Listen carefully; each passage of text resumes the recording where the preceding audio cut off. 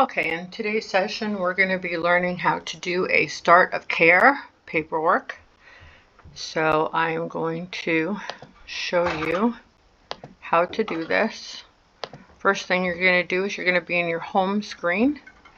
And then from your home screen, you are going to find the start of care patient. Now, I'm leaving some of these test patients for you guys to do that are in the month of December. So I am going to show you, though, I do have some old ones. So I'm going to go back to the old ones. I have to log in again. Just booted me out. So I'm going to go back to the old ones using, again, the back button on my calendar. And I have one in October. I can see them here. And see, when you hover over it, it'll tell you it's a start of care assessment. And then you can see if I have any in September. These are already completed. Okay, so I'm going to go for the October one. So this is Tester Joseph. So what you're going to do is you're going to click on it, and you're going to go to Add Page Service Note Assessment. So this is what you're going to click on. Now, this is when we're in the patient's house. So we're also going to have already clocked in on our cell phone so that we can do our punch for the electronic visit verification. And then now we're coming to the note. So we're going to hit Add Page Service Note Assessment. And we're going to pick Oasis Integrated Assessment because that's what it's for. We're going to hit Continue. And then the code is RN SOC. If it was something different, you said, oh no, this isn't. It's supposed to be a RECERT or ROC. Then put that in. The supervisory visits are separate, so but this is the start of care. And then I need to select a service note type, which will be, it says resumption of care or recertification after inpatient stay. The service note type should come up as start of care assessment, but because this is so far behind, we're just going to do the resumption of care after inpatient stay. We're going to pick that, and then we'll have our opportunity. We'll be able to change what that actually is in the future. So your first thing you're going to do is you're going to put your time in. So I'm going to say I'm here at 0800. That's when you're there with the patient. Wait to put your time out.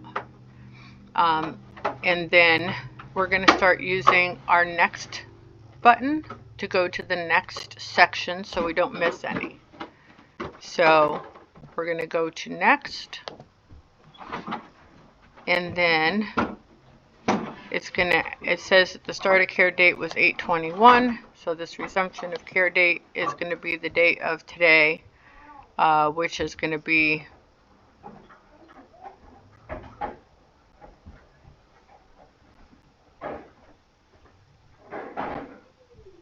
October 21, which was what I had it for. And then current payment is private pay, but you would, if it's Medicare traditional, then you pick 1. If it's Medicare HMO, you pick 2. If it's Medicaid, which is the state insurance, then it's either traditional or HMO.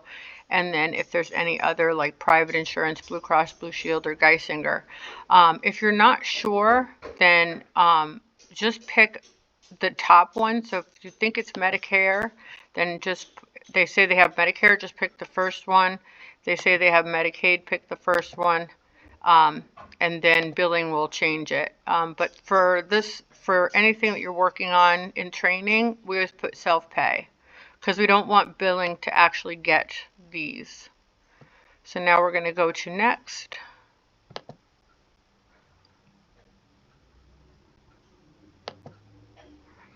So it wants me to put 8/22. or 1022, sorry.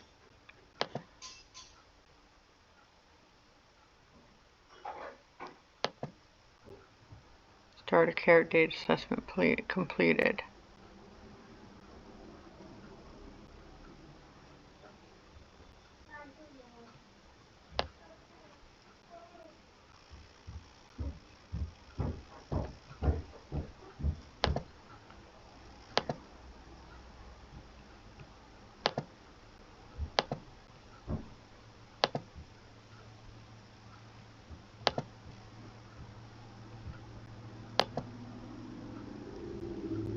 The nice thing about this is when there is an error and you click on it, it does take you to where the issue is. It puts an exclamation point behind it.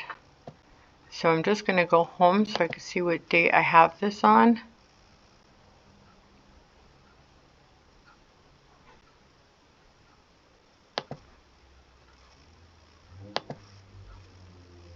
So I have it on the 20th. For some reason it's not accepting that. Service date 10/20.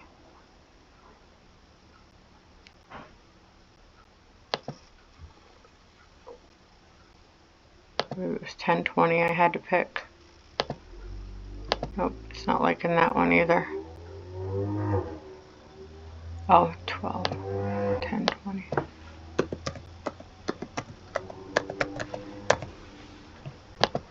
There we go. Okay. Again, your start of care date should be matching what you have here if it's truly a start of care. This will not let you put things out of sequence. So if somebody had already done an OASIS assessment on it, it won't give you the start of care option. It'll take that away from you. So, okay. So we're going to go to next. Discipline is RN. It's me. The date assessment completed is today, or is, well, 10/20, which we're going to pretend is today. It doesn't let us change this because of the sequencing. And then date of physician ordered start of care or resumption of care. We always fill this out to the same day that we're actually doing the start of care or even a ROC, a resumption of care. We always fill that out to be the same day as the day that we're in the house as the physician ordered start of care date. Episode timing. If it is a Medicare patient, then you pick one for early. If it's any other besides Medicare, so Medicare includes Geisinger Gold, Medicare Aetna, so anything that's Medicare, then we're going to hit early. Anything that's not Medicare, we're going to hit not applicable because it says no Medicare case mix group to be identified by this assessment. So this is for Medicaid and then any private insurance. The easiest way to know if somebody has Medicare is, of course, if they're over 65, then they have some kind of a Medicare, so you can hit early. Or if they're disabled, they probably have some kind of a Medicare. Patients do know if they have Medicare, so if they say they do not have Medicare, then hit not applicable. Transportation is the next question, and it's just asking them, has transportation kept you from medical appointments or getting anything you need for daily meetings? And then it's yes, it has kept me. Yes, it has kept me from non-medical meetings, appointments, works, getting things I need, or no, or they're unable to respond. So just check whatever they say. For this person, we're going to say they said no. From which of the following inpatient facilities were you discharged in the past 2 weeks? So if they were not, if they said I was in the hospital a month ago, then you hit not applicable because they weren't discharged in the past two weeks from the hospital. If they tell you, oh yes, I was in the hospital 10 days ago, and then I was in, I just got discharged from a rehab center. So then that would be from a skilled nursing facility or rehab center, and then from an inpatient hospital. So short stay acute hospital. So long-term nursing facility is a skilled nursing facility. That's a nursing home. A skilled nursing facility is a SNF or a TCU, transitional care unit. So these are skilled nursing facility. So these are usually associated skilled nursing facilities with hospitals. Long-term care hospital is like Kindred. Those are for people that need longer term care, like trachs and vent care and things like that, but they cannot, they're not eligible any longer to be in an acute care hospital. Inpatient rehab or unit, and or a psychiatric hospital. So if it's not applicable, and sometimes we do get referrals from doctor's offices, so it might be not applicable. So we just ask them. And then, when did you get out of the hospital? So we're just going to say this patient says that they got out of the hospital 2 days before. So it was October 18th. Then we're going to go to next. This is always billable, and then the 2 identifiers that you used. So name and date of birth. And then not applicable, yes or no, would mean that it wasn't applicable for you to check their who they are. And then if you pick that, you have to put in comments. We never pick not applicable. So it's always name, date of birth, or armband, name tag if they're in an assisted living facility or things like that.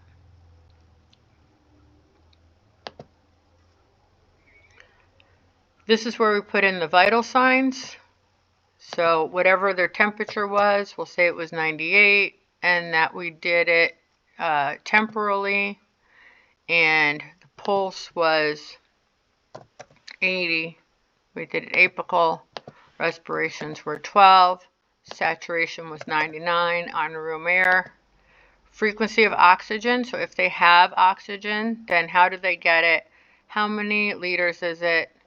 Systolic blood pressure, if they're sitting, lying, or standing.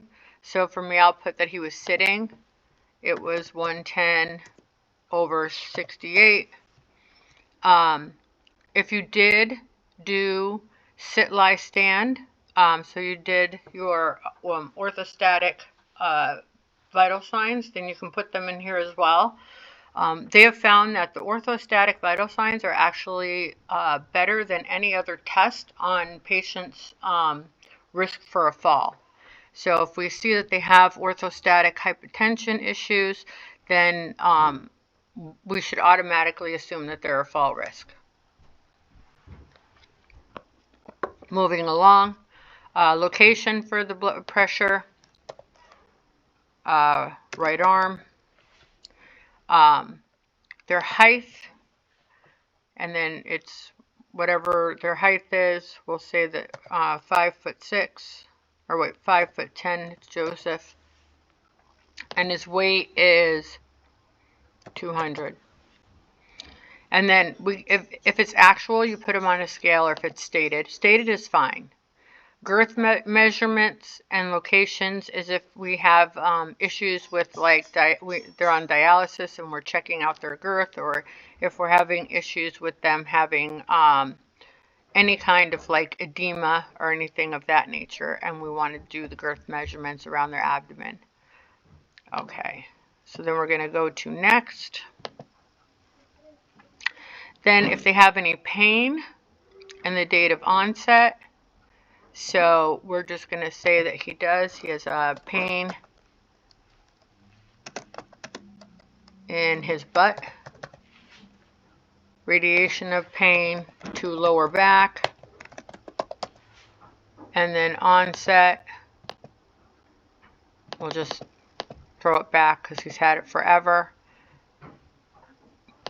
He's going to give it an 8. Description of pain is throbbing, dull, and burning. And if there's any nonverbal demonstrations and why we would use that, maybe because he couldn't tell us or because they're confused. Pain pattern, we're going to say that it's constant. Pain frequency, all the time. Factors, wound treatment makes it worse. What makes the pain better?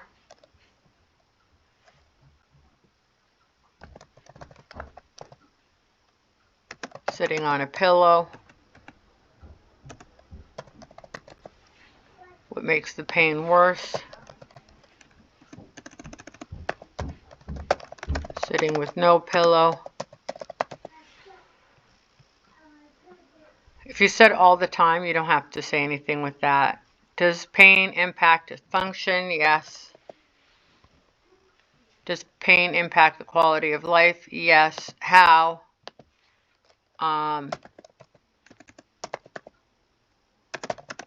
Makes it hard to pay attention, feel depressed. Current pain medication, if they're getting any. So we'll just say that he's getting Tylenol.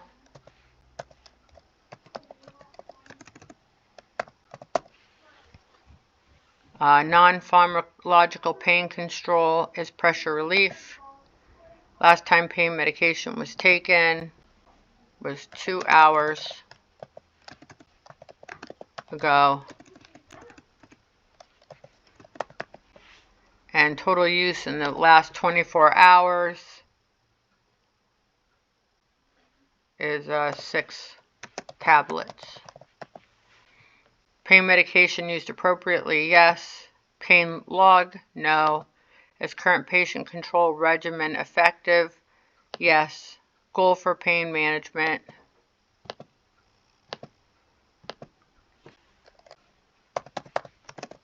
Get wound healed.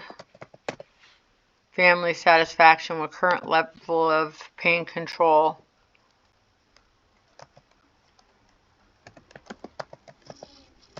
Satisfied somewhat. Notify the physician? Yes. And then keep patient off buttocks, pressure, ulcer was the teaching. So there's your teaching. Teaching isn't separated, so if you're doing a teaching, we want to do at least 2 entries of teaching somewhere while we're doing it, and then we're just going to do the teaching as we go.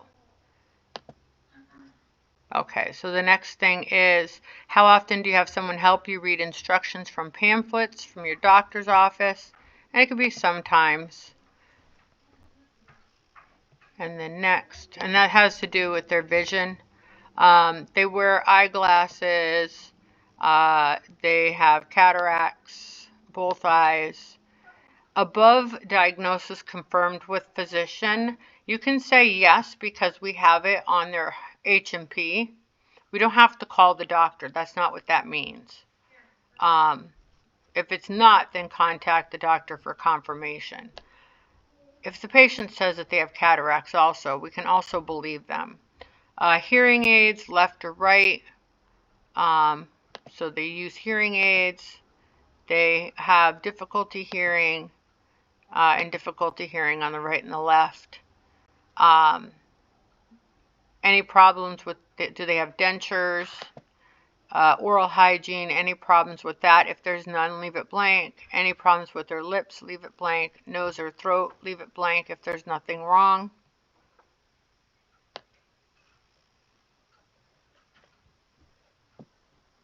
Then next, cognitive patterns. Should the brief interview for mental status be conducted? The answer, so if you say no, it means the patient is rarely or never understood. So they don't talk. Or they're confused. So if so for the rest of it, it's yes.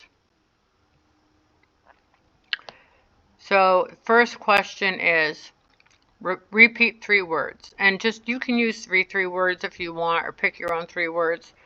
Okay, I want you to remember these words. Sock, blue, bed. Now tell me the 3 words. And then the patient says, sock, blue, I don't remember what the last one you said was. After the first attempt, repeat the word using cues. Sock, something to wear. Blue, a color. Bed, a piece of furniture. You may repeat the words up to 2 more times. So can you tell me the words? Sock, blue, bed. So now, number of words repeated after the first attempt was 2.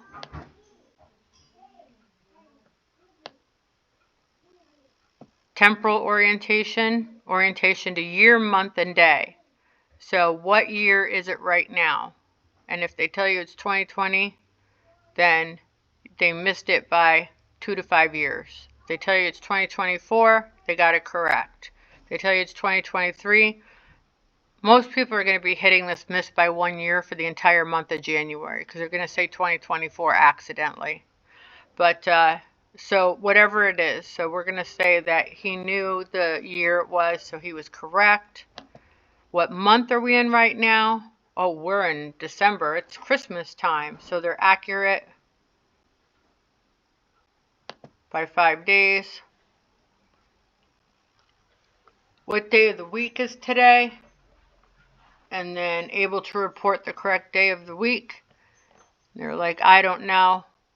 Then it would be incorrect or no answer. Recall. Ask the patient, let's go back to my earlier question. What were those 3 words that I asked you to repeat? If unable to remember a word, give a cue. Something to wear, a color, a piece of furniture. So tell me the 3 words. It was a sock, bed, and okay, so it's a color. Oh, and blue. So yes, after cueing. So were they able to remember sock? Yes. No cue required. Were they able to recall blue? Yes, after cueing. Were they able to call bed? Yes. No cue required. And then the BIM summary score, 0 to 15. If the patient is unable to complete the interview, and it gives it to you automatically, so this is 12. Signs and symptoms of delirium for their CAM code after completing the brief mental status and reviewing the medical record. Acute onset of mental status change. Is there evidence of an acute mental status from the patient's baseline? And if they say no, they're usually a little forgetful, then just say no. It's okay for people to not get everything correct. Inattention, did the patient have difficulty focusing, or was distracted by what was going on? Yes or no? And behavior was not present. Disorganized thinking.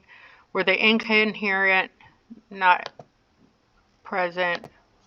Altered level of consciousness. Were they startled easily by any sound or touch? Were they repeatedly dozed off when being asked questions? Were they very difficult to arouse, or they could not be aroused, comatose? And all that is behavior not present.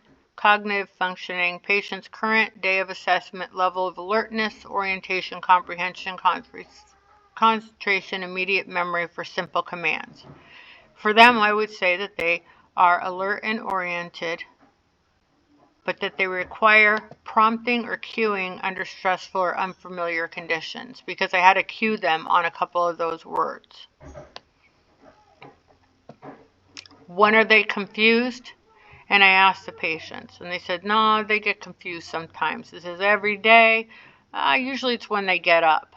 So there you go. When are they anxious? When are you anxious over the past 14 days or 2 weeks? How often have you felt anxious? Daily, less than daily, none of the time, all of the time? And they'll say maybe less than daily. Once in a while they feel anxious. Mental status, so they're forgetful and they're alert. And then the oriented, are they orientated to person, place, and time? And they're not, because they didn't know we had to cue them on or they didn't know the day of the week or whatever. So they're forgetful and alert. See this little copy previous data?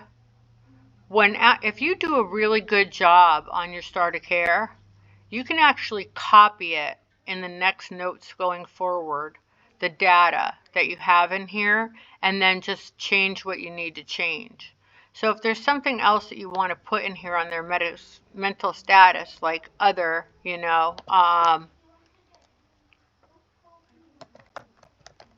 confused at night, or confused upon awakening in the AM, but resolves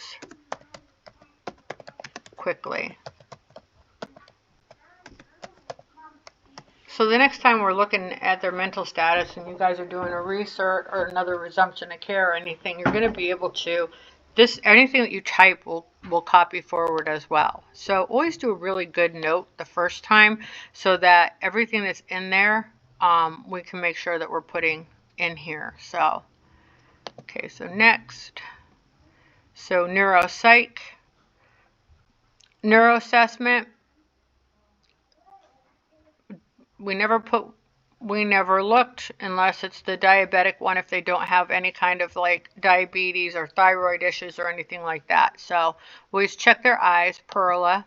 They're alert and oriented to person, place, and situation, but not time because they didn't know it was Thursday. Motor gait, they have an unsteady gait. They have loss of balance and coordination. Sensation, they have pain.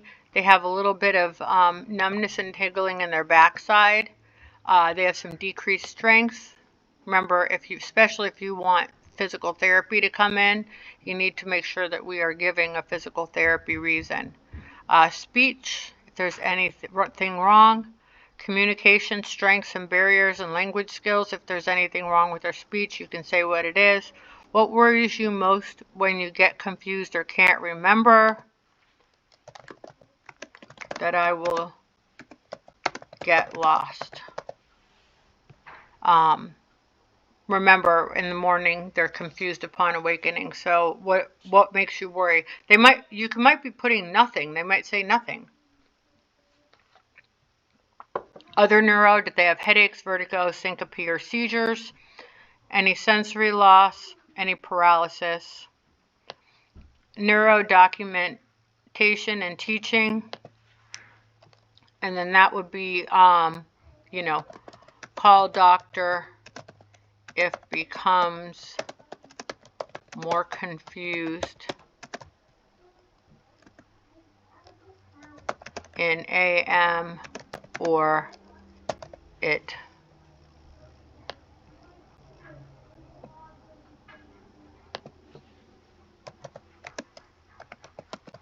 becomes more often.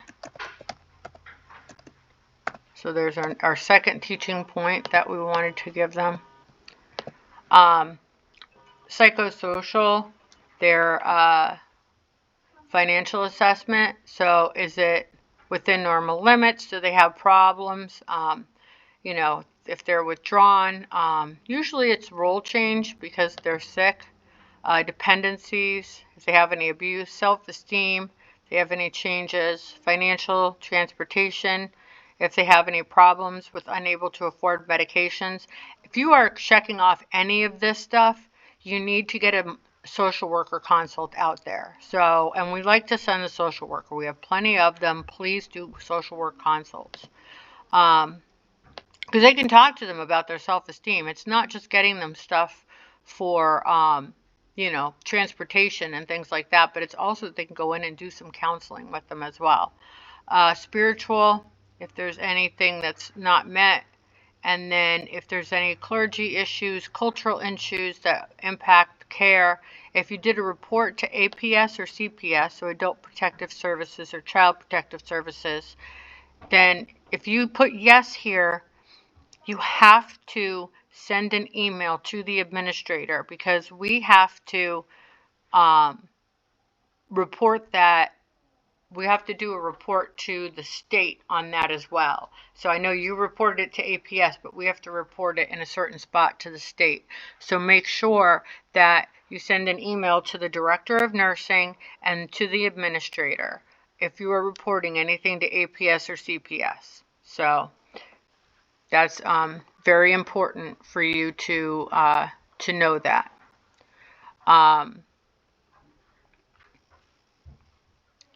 And then if there's any psychosocial, financial, if we did any teaching, what is your understanding of your loved one's medical condition? What do you want in the situation? And who would you choose to make decisions on your behalf if you're unable to do so in the future?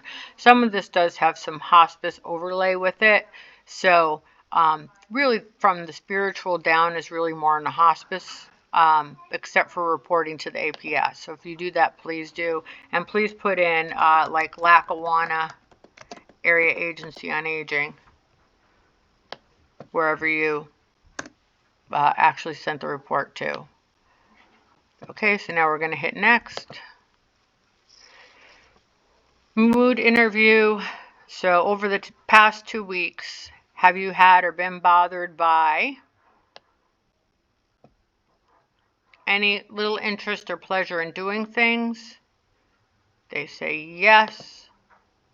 Symptom frequency, 2 to 6 days, several days. Feeling down or depressed or hopeless, yes. And then it's like 2 to 6 days. Trouble falling asleep, no.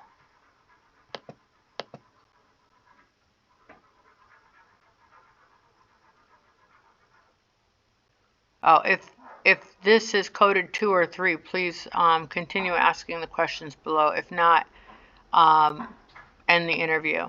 So because we had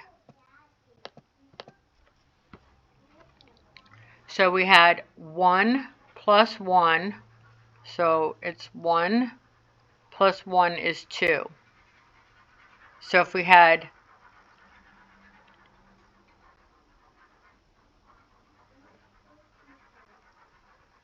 2 to 7, or so 1, 2, 3, 4. I don't know why it's not letting me.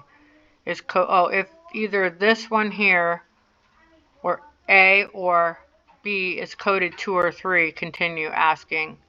Okay, so if it's coded 2 or 3, then we're gonna go on to asking more questions.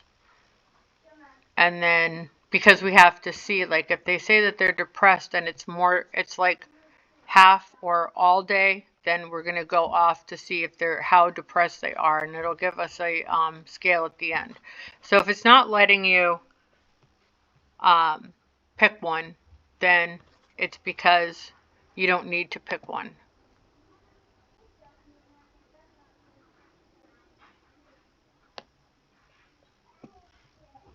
Tired of having little energy? No. Poor appetite? No. Feeling bad? No. Trouble concentrating? Yes. 2 to 6 days, several days. Moving slowly or speaking slowly? No. You'd be better off dead or hurting yourself? No. Total severity score, add all the scores for the frequency in column 2, and the scores must be between 0. Symptom frequency is blank for 3 or more items. So it automatically gave us a 2. How often do you feel lonely or isolated? We're going to say never. And then we're going to go to next. and then it's going to ask us cognitive behavior, something that's been demonstrated at least once a week. So this is a really weird question, but what it's telling you, it could be anything from as small as failure to recognize familiar persons or places, aka getting a little confused when they wake up, or as small as inability to recall the events of 24 hours, like what did you eat last night for dinner, all the way to significant memory loss so that the patient has supervision is required. So if any of these click, if they have a problem with their memory, these are examples. They're not the be all to end all. But this person has a memory problem. So I'm going to click that. Impaired decision making. So impaired decision making means that they refuse to take their medications as they're supposed to, or they, don't ever bathe themselves, or they don't take care of their house and they live in a hoarding house, or they they can't stop activities because they have like OCD, so they have to count 15 times wiping the counter, or they jeopardize safety through their actions. And that just doesn't mean that they're like jumping out of a plane with a parachute. It means that they're jeopardizing their safety through their actions, which means that they like are driving and they shouldn't drive. So that's impaired decision making. So if you find anything that has some impaired decision making, then you have to address that and you check it off. Verbal disruption. If at any time there is verbal disruption, so they give you everything from yelling, threatening, excessive profanity, sexual references, and then etc. But verbal disruption can also be like when you're talking and they're like, I don't want to talk about that.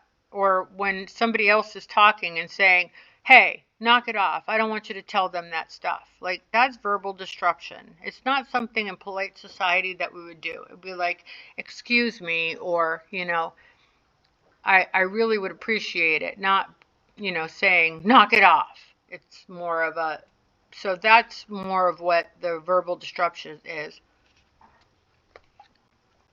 Physical aggression is what it is. So if they hit anybody, or if they grab anything, or if they throw things, then that's physical aggression. Disruptive infantile or socially inappropriate behavior, and it excludes verbal actions. So, if you come in and they're sucking their thumb, that is a infantile behavior. If they're like banging on the table while you're trying to talk and you're looking at them like, that's a disruptive behavior. So that will count for number 5. Delusional, hallucination, or paranoid, or none of the above.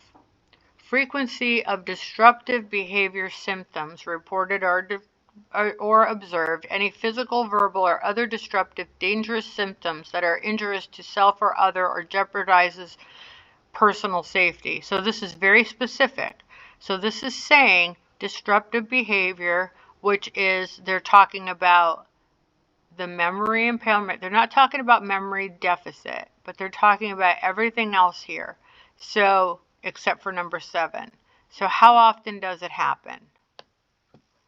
And then for this case, it would be never. So then I'm going to go to next. F, living arrangements. Who do they live with? So they live alone, around the clock, regular daytime, nighttime, occasional short-term assistance, or nobody is there to help them. And it's occasional short-term assistance because the daughter comes over and checks on her twice a week. They live with other people in the home, even if it's the wife or whoever it is, or they live in a assisted living, residential care home, or some other congregate situation. So then we're going to go to next. Types of assistance. So supervision and safety. So is there no assistant provided? No non-agency caregivers currently provide assistance. And then this is we're going to check only one box in each row, so just one of these boxes. And this is the willingness of non-agency caregivers to provide the assistance for the following activity if assistance is needed. If they need training, please put that they need training and supportive services to provide assistance. So that should be pretty much picked on all of our patients, because we're going in there and we're teaching them about the medications, about how their loved one can stay healthy. So we're in there doing teaching, so it's usually that they need some kind of a supportive service, which is us, and training and teaching. So if you put that agency, no assistance needing, the patient is independent or does not have a need in the area, right, for routine activities, then why are we there?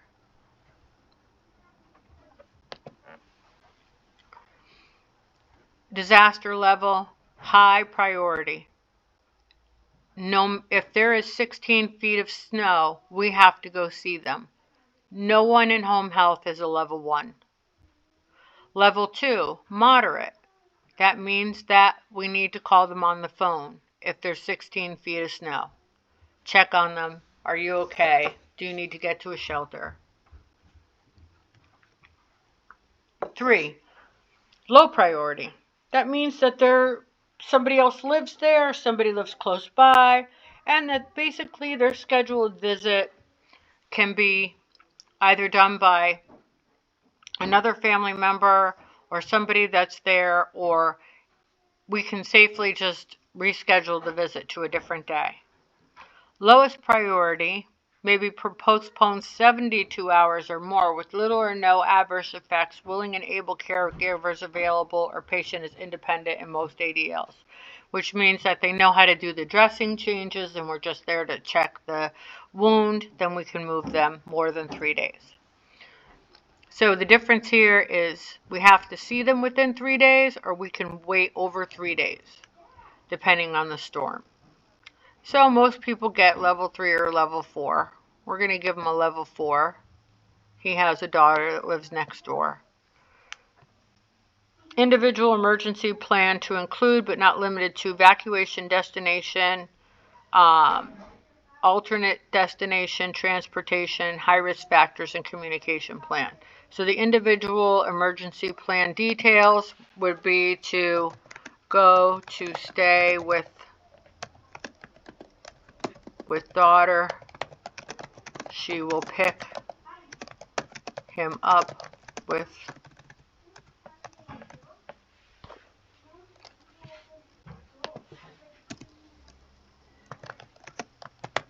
her car. No high risk factors. Has a pressure ulcer, buttocks. That's it. So that's our plan. That's where they're going to go. And if family patient needs anything, may call office or local hospital. Okay, so there's our plan. Next, and that's going to be pretty much the plan for everybody, is that, you know, they can call us or the local hospital, go to a local hospital. So grooming, and this is safely. So if you do not think that they should safely be going in and, you know, brushing their teeth, brushing their hair, taking a shower, then you're going to put everything here is going to be somewhere between 2 and 3. So if you're putting 0, then there's no reason for us to have OT in there, and there's no reason for us to have an aid in there. So if you think in any way that they're going to want an aid, then you better be marking 2 or 3, or you're taking that ability for them to have the aid away, because it's not going to be covered, because it says that they can pretty much do this themselves. So So I'm going to put that someone must assist, someone must help, especially the lower body since he's so weak. Someone must help. So they need a presence of another person for supervision or assistance. Able to do it independently with or without at a sink, or unable to use the shower tub but participate in bathing self in bed at the sink beside the chair with the assistance or supervision of another person, and then unable to do anything and is totally bathed by another person. So again, this is going to be 3 to 6, and we're going to say that, you know, he's able to participate in the shower, but he does need somebody there for assistance and supervision, especially for safety. Toileting. So if you're saying that they are having a hard time with dressing their lower body, and then you're saying that they can do everything themselves in toileting, that conflicts. So when reminded, and we're saying safety, right? So this is getting off, transfer on and off the commode. If they should have a commode, then put in that the patient is able to use the commode. It doesn't mean that it's more safe for them to have a commode than it is for them to go into their own bathroom. And that's okay. If they don't have handles to grab onto, and they should be having a commode because they could fall off, then please put that down. That doesn't mean they have a commode in the house. We're projecting their needs.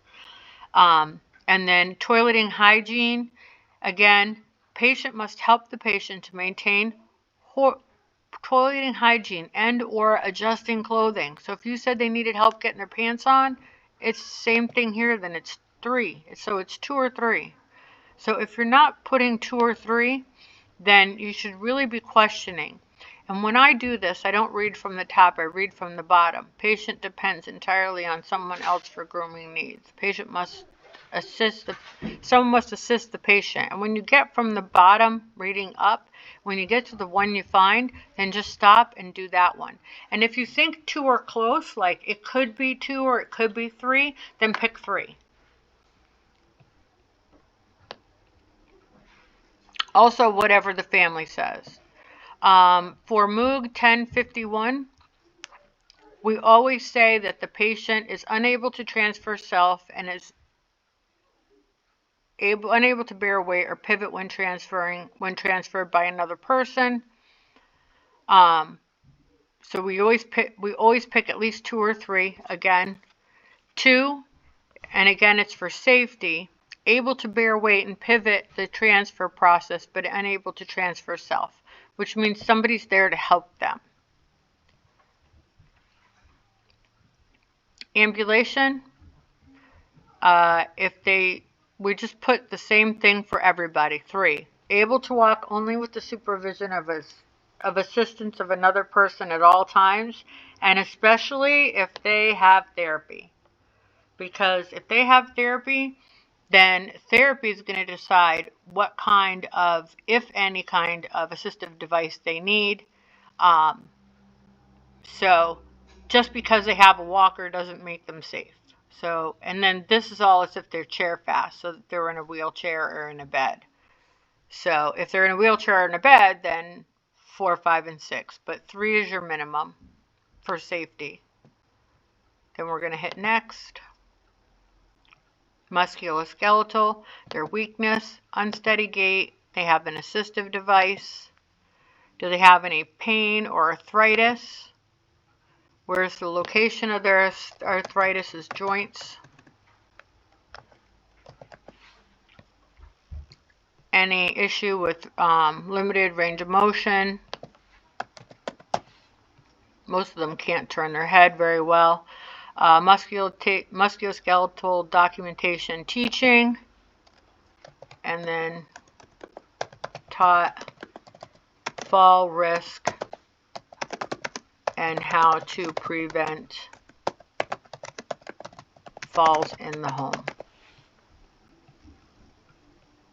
Next, functional limitations. So they have amputation, Ambulation limitations, bowel limitations, contractures, dyspnea, endurance limitations, hearing limitations, if they're legally blind, paralysis or speech limitations, able to complete the following ADLs. So, can they use the phone? Can they go shopping? If they can go shopping, are they really appropriate for home health? Meal preparation?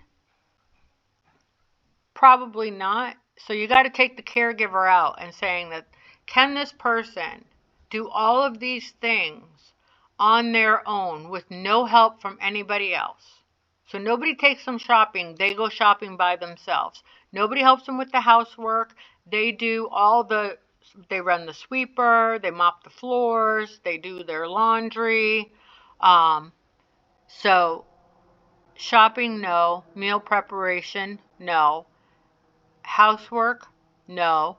Money management, maybe they can manage their own money. Laundry, ability to take medications as appropriate, no. They need a pill box. Reminders for medications and a pill box. Okay, then next. And again, activities. So what are they allowed to do? Well, they can get up as tolerated, if that is what they're allowed to do. If they have a walker or wheelchair and it's required, then click it. If they have crutches required, complete bed rests, a cane required. If they're independent at home, that's going to be far and few that don't need some kind of assistive devices.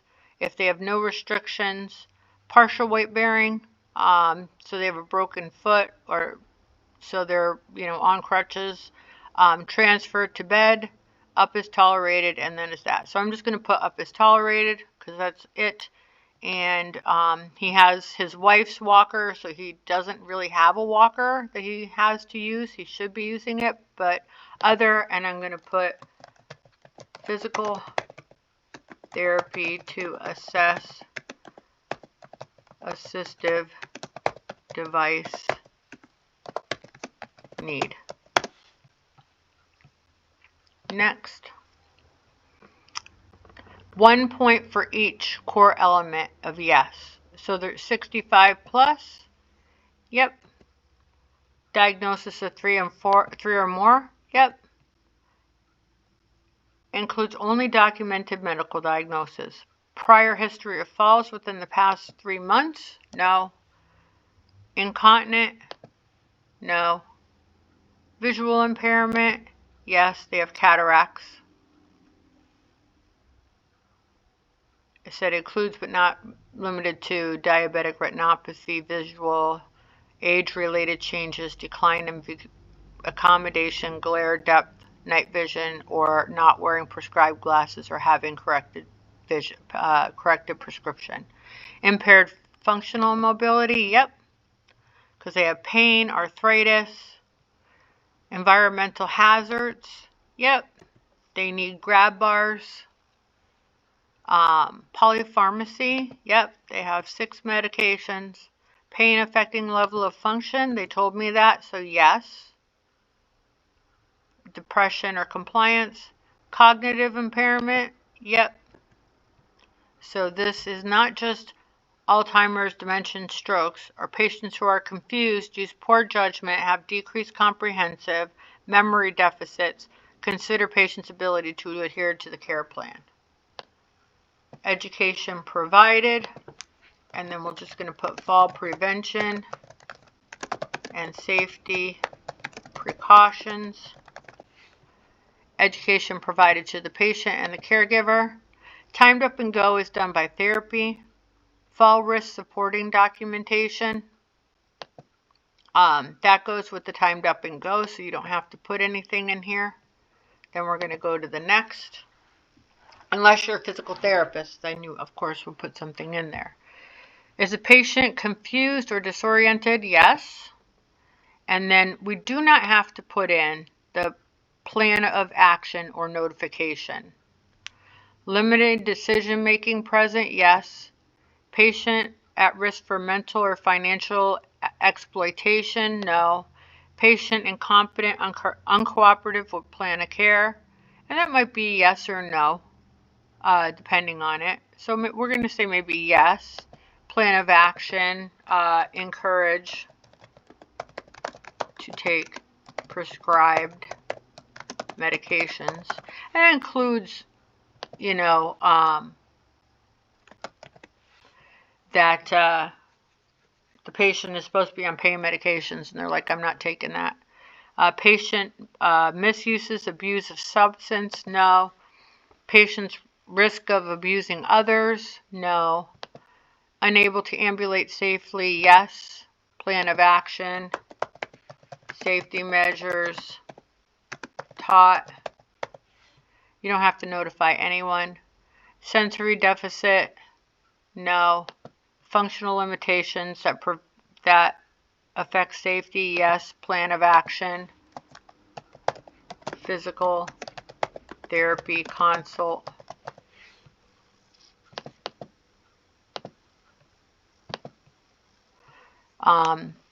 Demonstrates self-abusive behavior, no. Patient at risk of abuse from others. Patient at risk of abusing others. Inadequate finance. Inadequate housing. Home environment is not safe and secure. Unsanitary, yes. To say that it was not clean. So unsanitary, yes. Plan of action, HHA, consulted and ordered.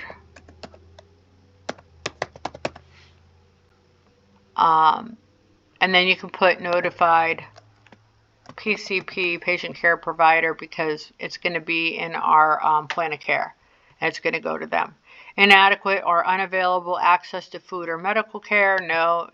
The patient is dependent on caregiver, yes. Safety equipment not available, yes. And then that would be PT consult for grab bars. And then we don't need to notify anybody for that. Okay. So then the next, safety hazards in the home. So what are there, if any? And then we're just going to put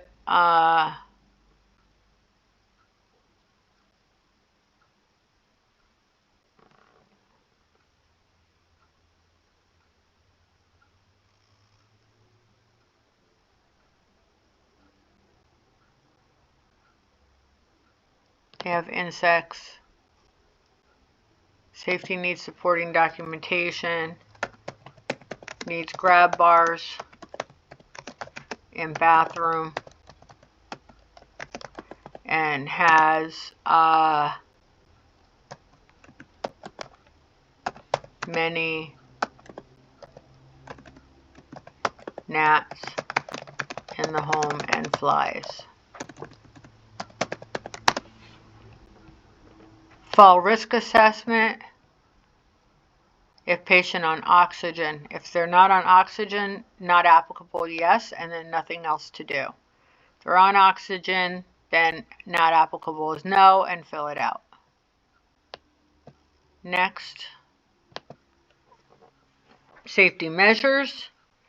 Safety measures that they need. So home safety assessment, guardrails in the bathroom, uncluttered pathways, individual emergency plan created, other, and we consulted PT and HHA for cleaning the home and grab bar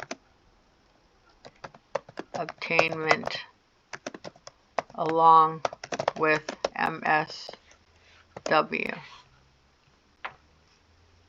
Because the social worker too can help if they need like a ramp or something like that, can help get that for them as well. Supplies or DME that they currently have. So if they have any of these things, then put it down. If they don't, he has a walker, he has a CPAP machine, and he doesn't have anything else. He needs other things. So, you know, and then we can put down here if we want to, needs guardrails in bathroom and assistive device. Hit next. Patient is receiving supplies from any other provider. So if they are, which is like if they're getting IV, then it would be like option care. You don't have to put in the address, but you can put in the phone number. So they're getting yes, name of provider, option care, infusion. And the number is going to be on the medication. So if they're getting supplies from the durable medical equipment company, so they're getting it from Cooney's, DME, which is like the bed, then just get the phone number and put it here. Just so that we have with the supplies that they're getting it from.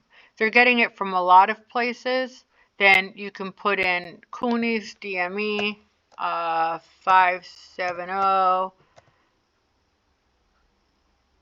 383 0729, and then you can put option care, IV, and that it was 1-800-600-4360, whatever it may be. Then we're going to hit next. Now these are the GG, so these are our payment. So this is prior. So what could they do before this episode? Before they were in the hospital, what could they do? So we can put that they were independent in everything. Like before the hospital, they were up, they were doing stuff, they were doing stairs, they had no problem with their cognition, they were never confused. Prior device use, so indicate aids by the patient prior to it. So if they used a walker, if they didn't have anything, they were completely like able to do everything by themselves. Now code the patient's usual performance at the start of care for each activity. If the activity was not attempted, code the reason. Code the patient's discharge goals using a 6-point scale. So this is how they are now. So we have to say the worst that they are. So if you don't want to take them to try to walk up the stairs because you think they're going to fall down the stairs, then put that they can't do the stairs. So 1 is start, 2 is discharge goal. In January, this number 2 part is going to go away. So here's what your things are up top. Independent, or if they're dependent. So you guys can look, and if you want to say 5, 4, nobody's a 6 on anything when they're starting, because that means that nobody needs to help them and they can do everything by themselves, which is never the case with a home health patient. But I always tell people, just pick dependent, because right now they need a lot of help. So if you pick number 6 for the start performance and you pick the goal is for them to be independent, then it's simple.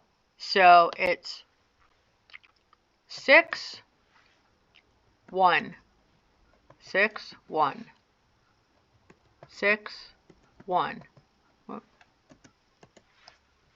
6, 1, 6, 1, 6, 1, 6, 1. Then you don't have to sit here. So this is about their mobility. So their ability to get up, walk 10 feet, picking up objects, and again, safely and doing it by themselves. 6, 1. I'm going to tell you right now that your QA, It's going to change your numbers because they're going to read the chart, they're going to read the history, they're going to do all this stuff. So you can knock yourself out all day putting this stuff in, or you can just pick 6 and 1, and then they can go through all the past medical history and look at everything, call the doctor to get more references so that these are answered appropriately. But they have to be answered, period. So, does the patient use a wheelchair and or a scooter? If the answer is no, you put in 0, and then it blocks it out because there's nothing to talk about. If their answer is yes, they do have a wheelchair, then you would put wheel of 2 turns, 50 feet, and 150 feet. Okay? Okay, so we're going to go to next. Then we're going to go bladder and bowel. So have they been treated for UTI in the past 14 days? Nope. Are they incontinent, or do they have a catheter? So we're going to say they have a catheter. Bowel incontinence? Very rarely. They make it to the bathroom pretty much every time. Ostomy for bowel elimination? Do they have an ostomy? And if they do, then the answer is the ostomy was related to an inpatient stay or did necessitate a change in medical or treatment regimen.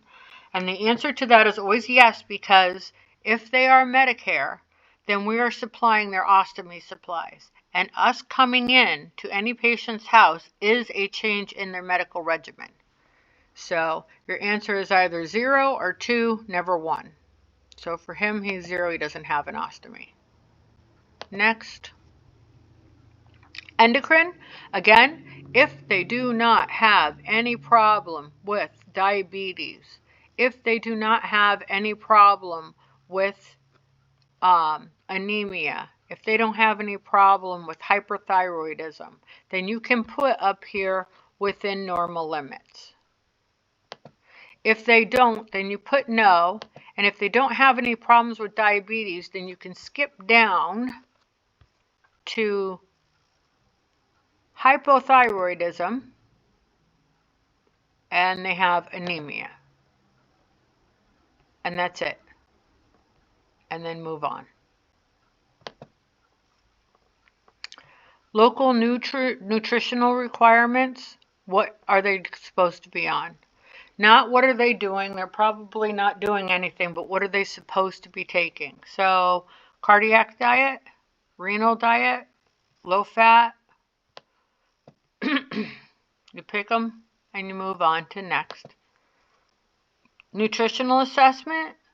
Their diet. Are they dependent, independent, assisted, or NPO?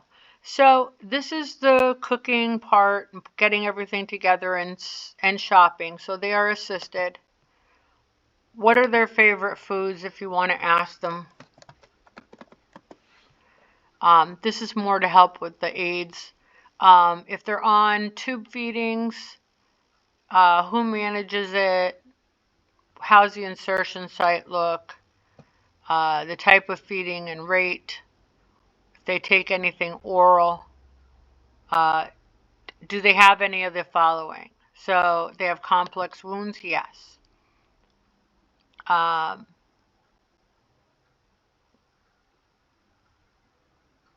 They take 3 or more meds? Yes. So their nutrition risk is low. It's a low nutrition because of those 2 things. And then here's more with anorexia. How's their appetite? It's good. Hydration is fair.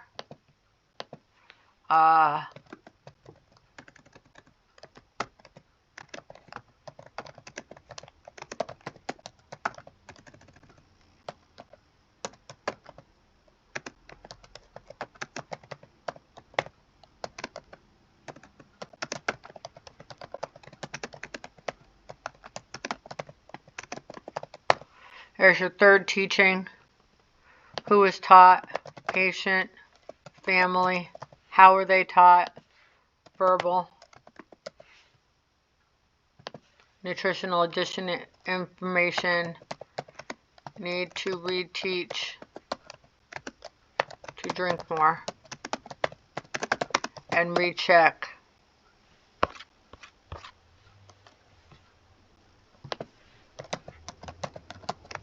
Hydration. Okay.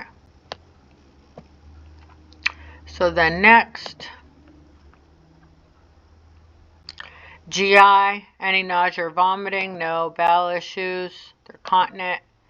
Bowel incontinence frequency? There's none. Abdominal? No problem. Liver problems? Stool issues? Normal. Colostomy? None. Stoma? None. Surrounding skin? Bowel sounds were present in all 4 quadrants.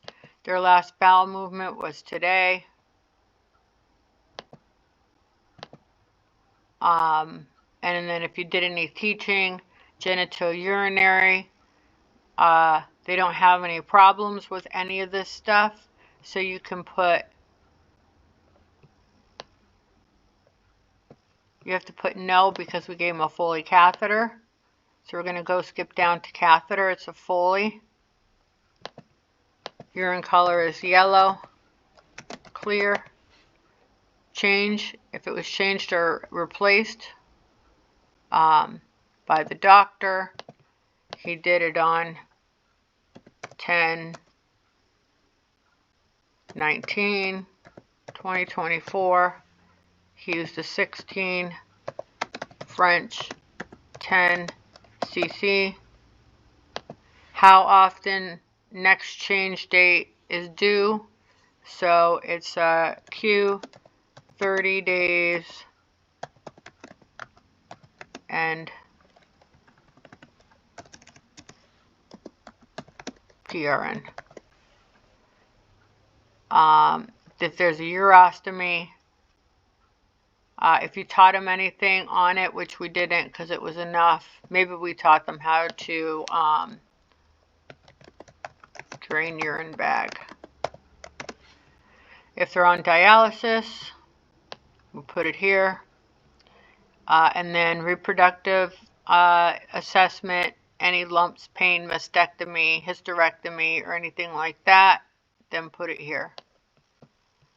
Now we're going to go to next. Active diagnoses. So we have active diagnoses. We need to put them in for him. So the first thing is that he has a wound. So he has a pressure ulcer. Buttocks.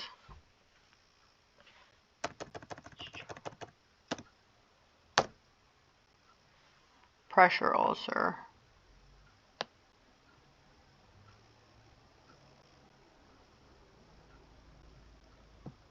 Sacral region. Stage 3. Then he also has Foley catheter.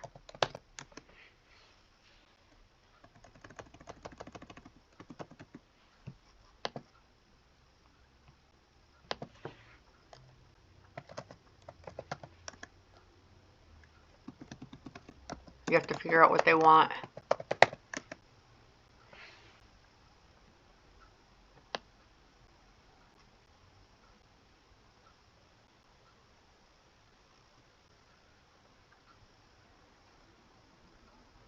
Oh, no, this is not. Additional diagnosis codes are here.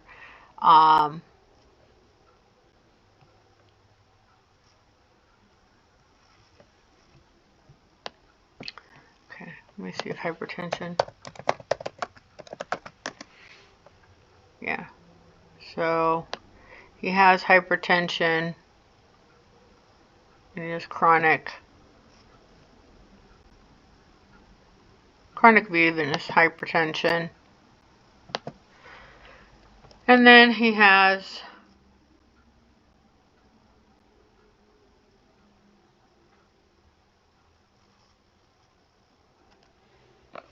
trying to think to see what else he had here. Oh, he has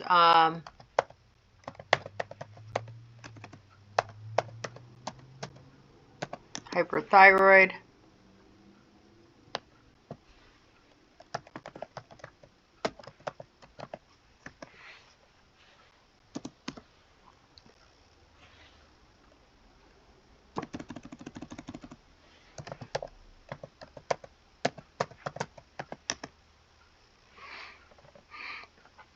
chronic thyroiditis. And then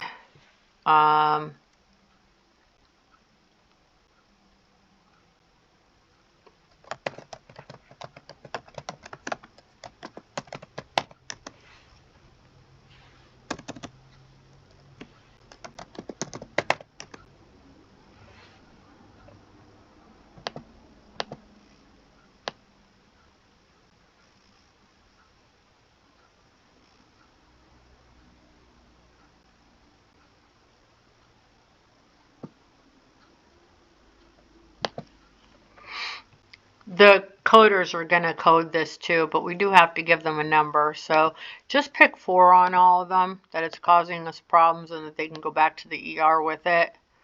So we said wound, we have his Foley in there. We have his hypertension in there. So, and then if there's any procedures, don't worry about it. So he has peripheral vascular disease, but he doesn't have any diabetes. Okay, then we can go to next. Advanced directives. Do you have an advanced directive? Yes, I have a living will. Does the agency have a copy of the advanced directive? No, because they're not giving it to us, but they do have a living will. Then next. Health conditions, if they've had any multiple hospitalizations and emergency rooms in the past 3 months, a decline in their health, obviously. So because he's had pain, so he's been feeling more depressed.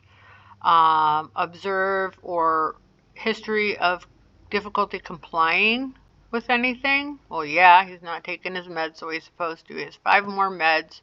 He currently has exhaustion. Pain effect on sleep, and that's frequently because he's laying on his butt. And over the past 5 days, how often have you limited your participation in anything due to pain? And it's frequently. And then over the past 5 days, how often have you limited your day-to-day activities because of pain? And it's frequently, because this pain is really bothering him. Health. When is the patient noticeably short of breath? We're just going to say with moderate exertion while he's, walking distances of over 20 feet or maybe a 1. Walking more than 20 feet, and when he climbs the stairs, he gets a little winded.